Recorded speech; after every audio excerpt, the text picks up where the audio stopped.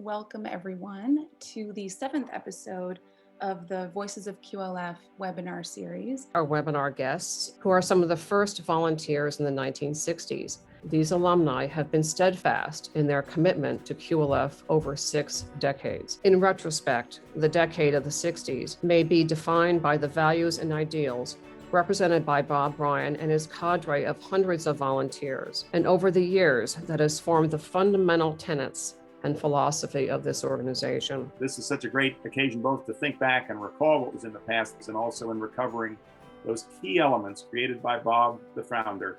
We're flying over Harrington Harbor, one of the isolated communities of the North Shore of the Gulf of St. Lawrence.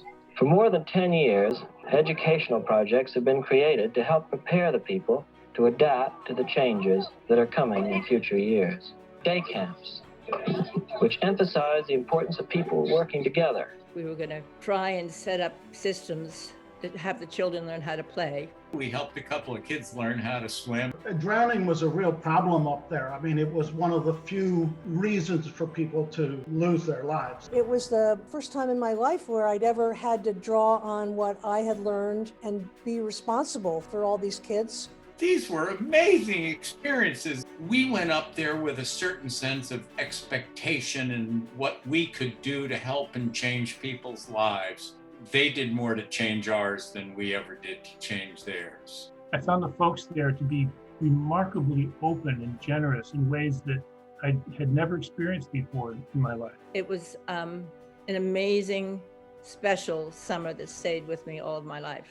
All I can say is we did something right. QLF's platform, originally and solely focused on community and service, now includes broader dimensions of community, conservation, and stewardship. QLF is often described as a community-based conservation organization. We were one of the first, in fact, to carry that banner. QLF has, I think, more relevance today than it ever had with community-based conservation and the work that Kath Blanchard has done with species at risk. That's all very relevant to the people on the coast. We haven't lost our roots at all. How do we live on the edge and in times of great transition in communities and a world that's at risk? And it seems to me that's pretty much where we started. QLF continues in its own way to help create that better world in this wonderful blend and mixture of giving and receiving, of teaching and learning, of growing together. Agents of change, teachers and so on have come and gone, but QLF has really stayed the course, I think, and it's a great tribute to Bob Bryan and to the organization. On behalf of QLF, I'd like to acknowledge one of our distinguished guests, Philip Nadeau, who retires from the QLF Canada Board of Directors.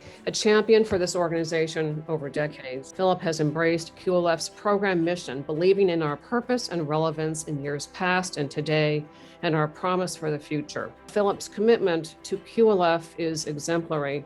Philip, this is your time, a new beginning, a new chapter in your life, one that is well-deserved. Stay well and stay in touch with us. Thank you very much, Beth.